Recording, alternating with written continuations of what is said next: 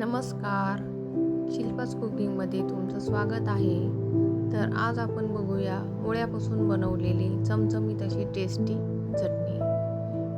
तर खरं तर मुळे कोणी खात नाही आवडीनं, पण याची चटणी शरीरासाठी खूप हेल्दी आहे. तर त्यासाठी साहित्य बघू. लसूण, हिरवी मिरची, टोमॅटो, कांदा आणि एक मुळा घेतलेला आहे. तर सुरुवातीला मी मिरची कट करून घेते, हिरवी मिरची. तर मिरची कट करून झाली. आता एक छोटा टोमॅटो आहे, तो कट करून घेत आहे बारीक. कांदा कट करून घेतला आहे या ठिकाणी आणि लसूणसुद्धा मी कुटून घेतलेला आहे. तर आपण काय करू, जे मुळा घेतलेला आहे तो स्वच्छ धुवून ठेवला होता, त्याचे वरचे साल आहेत ते काढून घेतलेले आहेत मी आणि किसणीच्या साहाय्यानं तो बारीक करून घेत आहे, किसून घेत आहे. तर चला, मुळा किसून झालेला आहे. गॅस चालू करून रेसिपीला सुरुवात करूया. तर मी कढई ठेवलेली आहे गरम होण्यासाठी. आता त्याच्यामध्ये प्रमाणामध्येच तेल टाकायचं आहे. जिरे चांगले आपल्याला तळून घ्यायचे आहेत. जिरे तळून झाले की ते जे कुटून घेतलेला लसूण होता तो, कांदा, त्याचप्रमाणे जी बारीक केलेली मिरची, हे मी आता फ्राय करून घेत आहे. तर हे आपल्याला चांगलं फ्राय करून घ्यायचं आहे, परतून घ्यायचं आहे तेलामध्ये. तर छान फ्राय झालेलं आहे. आता त्याच्यावर 2 मिनटासाठी झाकण ठेवू.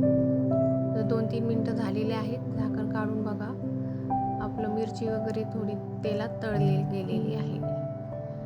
आता त्याच्यामध्ये जो कट केलेला टोमॅटो होता तो याच्यामध्ये टाकून घ्यायचा. तोही चांगला मिक्स करून झाकण ठेवून 5 मिनिट ठेवायचा आहे, म्हणजे टोमॅटो स्मूथ होऊन जातो आपल्या याच्यामध्ये.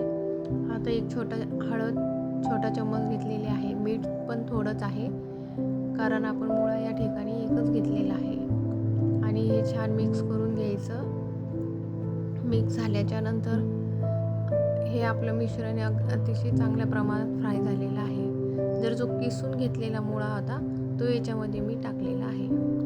तोही आपल्याला याच्यामध्ये चांगला मिक्स करून घ्यायचा आहे.